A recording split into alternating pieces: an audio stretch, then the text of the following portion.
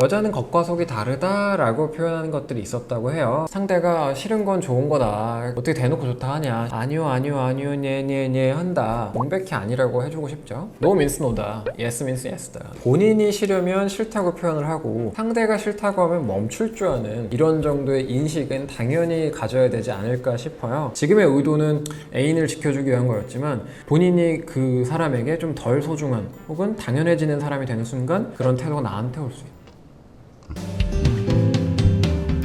이시은의 와이미 TV. 자, 오늘은 성에 대한 왜곡이 있는 사람들의 유형을 거르는 연구가 있다고 해서 그 내용 준비했고요. 강사가 생각했을 때 데이트 폭력의 가능성이 높은 사람을 구분하는 방법에 대해서 다뤄볼까 합니다.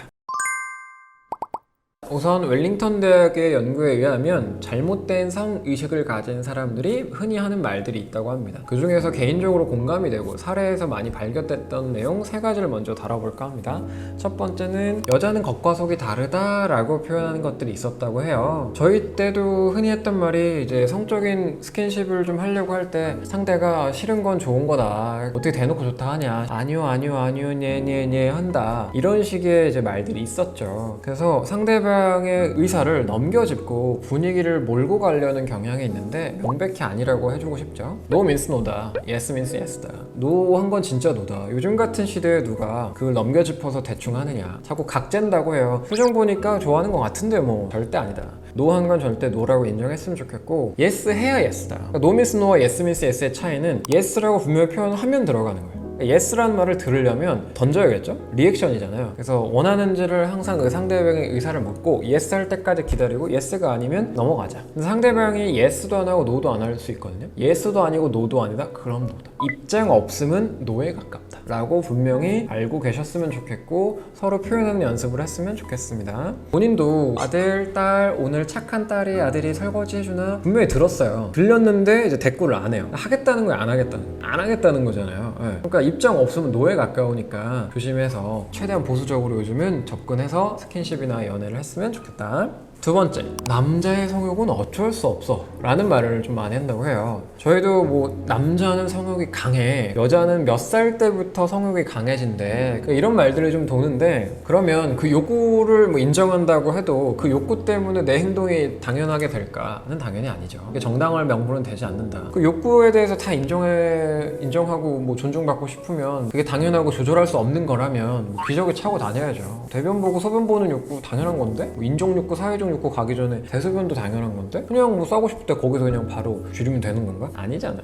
그래서 배변 교육을 하듯이 성과 관련돼서 교육을 하는 것처럼 성 욕구를 조절하는 교육을 할 수 없겠지만 본인이 싫으면 싫다고 표현을 하고 상대가 싫다고 하면 멈출 줄 아는 이런 정도의 인식은 당연히 가져야 되지 않을까 싶어요. 성욕을 조절하는 교육을 하겠다고 하면 굉장히 자존심 상할 거잖아요. 그러니까 그 전에 우리가 알아서 성에 대한 표현과 욕구는 스스로 의사 표현을 하고 상대방 존중하는 연습은 당연히 되어 있었으면 좋겠다. 자, 세 번째는 난 스킨십 할 자격이 있어 라는 말을 많이 했다고 해요. 즉 내가 이만큼 너에게 돈과 시부를 지불했으니까 이런 선물과 이런 음식을 사줬으니까 내가 너에게 할 수 있다. 혹은 내가 2개월 너랑 사귀었는데 3개월 사귀었는데 이 정도도 못하냐, 이런 식의 맥락으로 보여집니다. 호도하기도 해요. 약간 가스라이팅이 좀 들어가게 되면 야, 2달 사귀었는데 손도 못 잡게 하고 키스도 못하게 하고 관계를 못하게 하는 건 네가 이상한 거야. 남친한테 여친한테 애인한테 이 정도 못하게 하는 건 네가 너무한 거야. 이런 식으로 약간의 가스라이팅도 들어가면서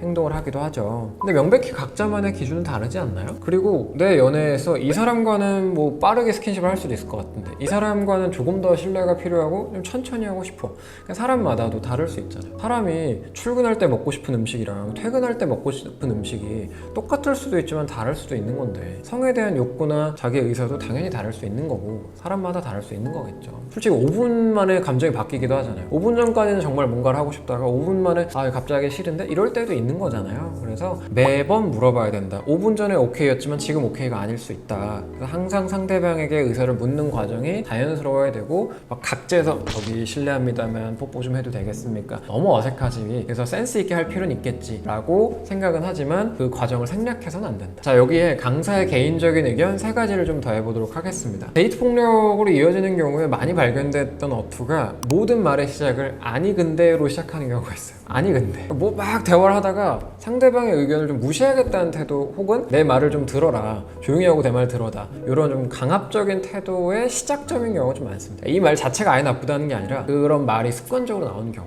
요즘 아이들도 응 아니야 어쩔 TV 꼬꾸로뺑뺑 이렇게 상대방을 기만하고 내 말을 듣고 상대방 말을 이제 한순간에 날려버리는 말이 있는데, 상대방 탓을 돌리거나 하는 가능성이 좀 높습니다. 그러니까 앞서서 이만큼 말을 해놨는데 아니 근데라는 네 글자로 상대방의 말이 한순간에 사라져버리는 매직, 프레임을 전환하고 아예 다른 쪽으로 이슈 선점을 해버리는 그 맥락이 있기 때문에 그건 대화의 태도에서 좀 벗어나는 거죠. 자, 두 번째, 본인의 무리 혹은 본인보다 낮은 서열에 있다고 생각하는 사람을 대하는 태도가 고압적인 경우. 쉽게 말해서 같이 연인끼리 길을 걷고 있다가 쓰레기를 치우시는 분이 쓰레기를 엎었어요. 그래서 본인 애인한테 이게 갈 뻔했어. 근데 갑자기 급발진해가지고 그분한테 막 심하게 다그치거나 뭐라고 해. 그게 나를, 애인을 위해서 하는 행동이니까 어느 정도 받아주겠다라고 생각할 수 있지만, 본인보다 조금 밑에 있다라고 생각하는 사람의 위치에 본인이, 애인이 들어가면 본인을 또 함부로 할 수도 있는 거예요. 지금의 의도는 애인을 지켜주기 위한 거였지만 본인이 그 사람에게 좀 덜 소중한 혹은 당연해지는 사람이 되는 순간 그런 태도가 나한테 올 수 있다.